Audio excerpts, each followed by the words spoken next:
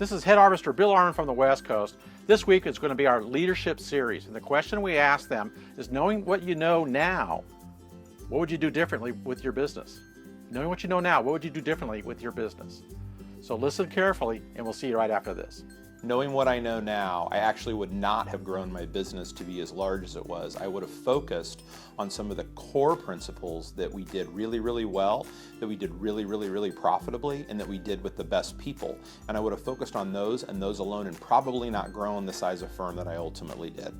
Wow, I think looking outside the industry for advice on how to run a business, how to organize a business, how to work on culture within the business. It's pretty easy for us in the landscape business to put together, the hows and the whys, running a bobcat, planting a bush, trimming a lawn, that type of thing. It's when you get down to trying to organize the business itself in a business module that it becomes interesting and difficult. I wish I'd done that a little bit earlier. Based on the knowledge I have now, what I would do differently in my company is absolutely nothing. Our journey has been perfect, just as it is.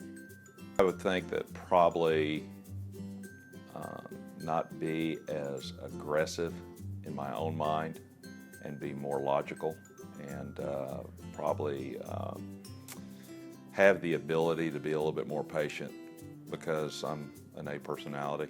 And I'm an entrepreneur. I have entrepreneur blood in me.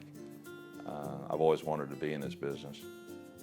The thing that I like the most about it is the thing that you can never really predict tomorrow, and you have to take it a day at a time. If I knew what I know now when I started my business, I would have had maybe higher expectations for myself.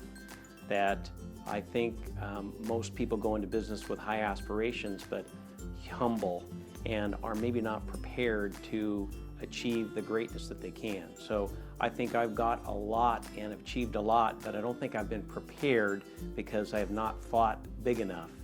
And the bigger we think, the more prepared we are when it gets here.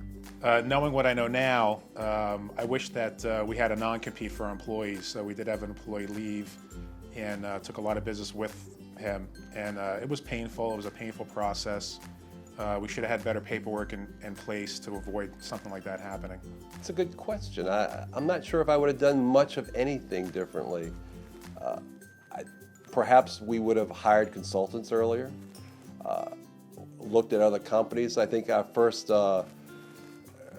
we didn't hire consultants till, I guess, 10 years we've been in business. And we could have probably done that earlier and learned. We thought we knew it all. We've been in the business a long time, and we don't know it all. I would have streamlined things, the learning curves on things that we thought we needed to figure out. We would have probably accelerated that much quicker, getting some professionals around quicker, so it brings you up the learning curve on some key elements that you think you have to learn yourselves. I've probably done that a bit different. Also been a little bit more aggressive and continue to empower more staff and build good staff people to run things. So if I go back to the beginning years, it's more or less you've got to build your own set of competencies up, and then you empower that. And that journey of bringing those people on continues to show the success. But I would accelerate that much more and have a core management team in place.